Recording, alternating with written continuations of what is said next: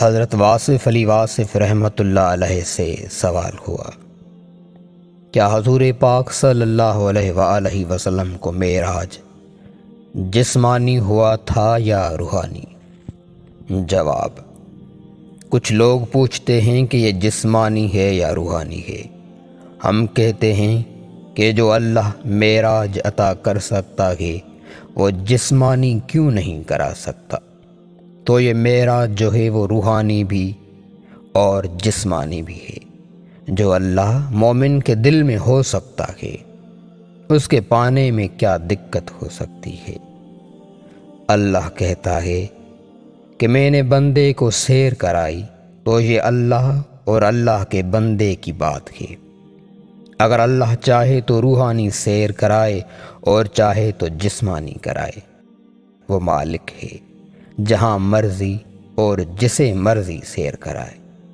آپ سمجھتے ہیں کہ جسمانی یا روحانی معراج سے آپ پیغمبر مصطفیٰ صلی اللہ علیہ وآلہ وسلم کی صفت زیادہ بیان ہو رہی ہو۔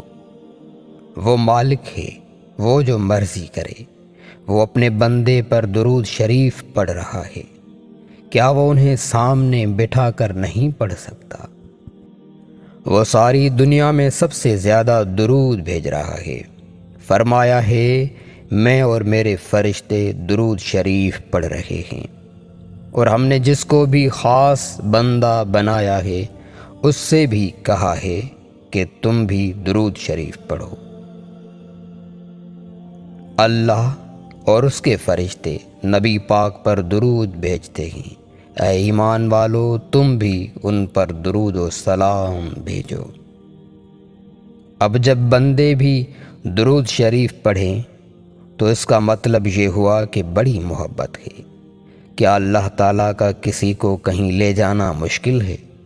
کہیں بھی مشکل نہیں ہے، کبھی بھی مشکل نہیں ہے۔ اللہ کو ان سے اب یہ بحث کرنے کی کیا ضرورت ہے کہ ظاہری معراج تھا یا باطنی معراج تھا؟